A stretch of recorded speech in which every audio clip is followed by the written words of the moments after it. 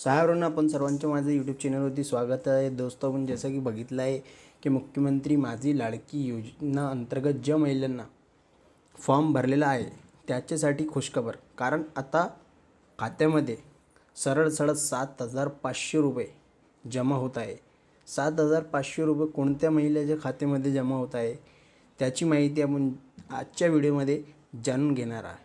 पण त्यापूर्वी जर आपल्या चॅनलवर नवीन असाल तर सबस्क्राइब करा।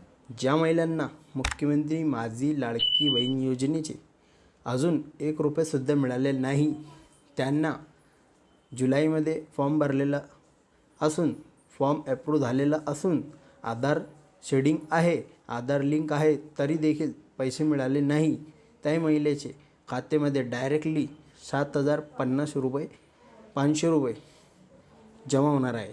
म्हणजे जुलै, ऑगस्ट, सप्टेंबर, ऑक्टोबर या नोव्हेंबर या 5 महिन्याचे 1,500 रुपये प्रमाणे 7,000 रुपये जमा होण्याची सुरुवात झाली आहे। कोणकोणत्या महिला असा आहे ज्यांच्या खात्यामध्ये 1 तारीख, 2 तारीख, 3 तारीख आणि 4 तारखेला पैसे आले आहे।